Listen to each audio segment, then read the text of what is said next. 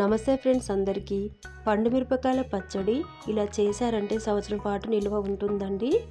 Taste అయితే చాలా బాగుంటుంది. కొలతతో చూపిస్తున్నాను ఫ్రెండ్స్. ముందుగా శుభ్రంగా కడిగి పెట్టుకోవాలండి. నేను 1/2 kg పండు మిరపకాయలు తీసుకున్నానండి. ఇలా శుభ్రంగా కడిగి ఒక ప్లేట్లో వేసుకోవాలండి. చూడండి, ఇలా క్లీన్గా కడిగి పెట్టుకోవాలి. చూడండి, ఇలా ఉండాలండి పండు మిరపకాయల పచ్చడికి. పండు మిర్చి. ఇప్పుడు 1/2 kg టమాటాలు తీసుకున్నానండి. ఇవి కూడా శుభ్రంగా కడిగి పెట్టుకోవాలండి. చూడండి, ఈ విధంగా ఫ్రెండ్స్ కొలతలతో చూపిస్తున్నాను. ఎక్కడ స్కిప్ చేయకుండా చూడండి ఫ్రెండ్స్, అప్పుడే అర్థమవుతుంది. ఇప్పుడు టమాటాలు వేరే ప్లేట్లో వేసుకోవాలండి. ఇలా క్లీన్గా కడిగి పెట్టుకోవాలండి. ఇప్పుడు టవల్తోని వాటర్ లేకుండా మంచిగా ఇలా క్లీన్ చేసి పెట్టుకోవాలి, తడి లేకుండా. చూడండి ఫ్రెండ్స్, ఇలా క్లీన్గా తడి లేకుండా పక్కకు పెట్టుకోవాలి. ఇప్పుడు పండు మిర్చీలు కూడా వాటర్ లేకుండా క్లీన్గా ఇలా ఒక టవల్తో ఇలా క్లీన్ చేసి పెట్టుకోవాలండి, తడి లేకుండా. ఇప్పుడు ఒక ప్లేట్లో వేసుకుందాం. చూడండి, ఇలా తడి లేకుండా క్లీన్ చేసి పెట్టుకొని ఇప్పుడు తొడిమెలు తీసుకోవాలండి. ఇలా మొత్తం తొడిమెలు తీసేసి ఒక ప్లేట్లో వేసుకోవాలండి.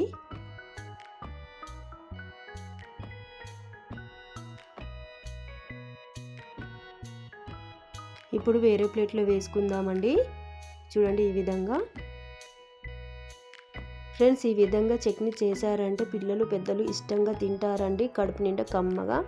ఎలాంటి డౌట్ లేకుండా చేసుకోండి ఫ్రెండ్స్. ట్రై చేసి ఎలా ఉందో చెప్పండి.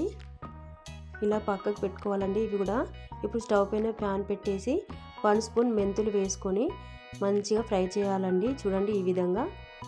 ఇప్పుడు 2 స్పూన్స్ ఆవాలు వేసుకొని ఇవి కూడా ఫ్రై చేసుకోవాలండి. ఇప్పుడు ఒక వేరే ప్లేట్లో వేసుకోవాలండి.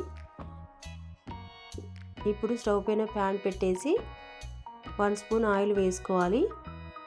ఆయిల్ వేడైన తర్వాత కట్ చేసి పెట్టుకున్న టమాటాలు వేసుకొని మంచిగా కలుపుకోవాలండి. చూడండి, ఈ విధంగా. చాలా ఈజీ అండి చేయడానికి. ట్రై చేయండి ఫ్రెండ్స్. ఇప్పుడు నిమ్మకాయ సైజ్ అంతా చింతపండు అండి. చూడండి, మీకు చూపెట్టడానికి ఇలా వేస్తున్నానండి. 1/2 kg పండు మిరపకాయలకి నిమ్మకాయ సైజ్ అంతా చింతపండు సరిపోతుందండి. అంటే 50 గ్రాముల చింతపండు అండి. ఇలా చింతపండు వేసి ఇలా వాటర్ ఇంకిపోయే వరకు ఇలా ఫ్రై చేసుకోవాలండి. చూడండి, టమాటాలో ఉన్న వాటర్ మొత్తం ఇంకిపోవాలండి. చూడండి, ఇలా దగ్గర పడింది కదా. ఇప్పుడు స్టవ్ ఆఫ్ చేసుకోవాలండి. ఇప్పుడు చల్లారనివ్వాలండి ఈ టమాటా ముక్కలన్నీ. ఇప్పుడు మిక్సీ గిన్నెలో ఆవాలు, మెంతులు వేసుకోవాలి. రుచికి సరిపడా సాల్ట్ వేసుకొని మిక్సీ పట్టుకోవాలండి ఒక్కసారి. చూడండి ఫ్రెండ్స్, ఇలా మెత్తగా మిక్సీ పట్టుకోవాలి. ఇప్పుడు వెల్లిపాయలు వేసుకోవాలండి. ఇప్పుడు పండు మిరపకాయలు ఇలా కట్ చేసుకున్నానండి. చిన్న చిన్నగా ఇలా కట్ చేసి మిక్సీ గిన్నెలో వేసుకోవాలండి. పండు మిరపకాయలు ఇలా మొత్తం వేసేసుకోవాలి. ఇలా వేసుకొని ఒకసారి మిక్సీ పట్టుకోవాలండి మెత్తగా. చూడండి, ఈ విధంగా ఇలా మిక్సీ పట్టుకోవాలండి. ఇప్పుడు టమాటా ముక్కలు వేసుకోవాలండి. ఇవి కూడా వేసి మెత్తగా మిక్సీ పట్టుకోవాలి. చూడండి, ఈ విధంగా. చూడండి ఫ్రెండ్స్, ఈ విధంగా. ఫ్రెండ్స్, ఇలానే ఫ్రిడ్జ్లో పెట్టుకుంటే 1 year దాకా వస్తుందండి. పోపు వేసుకొని పెట్టుకుంటే 3 months ఉంటుందండి. ట్రై చేయండి ఫ్రెండ్స్. ఇప్పుడు ఇలా ఆయిల్ వేసుకొని ఆవాలు వేసుకున్నానండి. ఆవాలు వేగిన తర్వాత కొంచెం జీలకర్ర వేసుకోవాలి. ఇలా జీలకర్ర వేగిన తర్వాత ఇప్పుడు వెల్లిపాయలు వేసుకుందాం. ఇవి కూడా కొంచెం వేగనివ్వాలి. చూడండి, ఈ విధంగా. ఇప్పుడు కరివేపాకు వేసుకోవాలండి. ఇలా వేసి ఇది కూడా మంచిగా ఫ్రై చేసుకోవాలండి. కరివేపాకు పచ్చివాసన పోయే వరకు మంచిగా ఫ్రై చేసుకోవాలి. చాలా ఈజీ అండి. చేయరాని వాళ్ళు కూడా ఈజీగా చేసేస్తారండి. అంత ఈజీ అండి.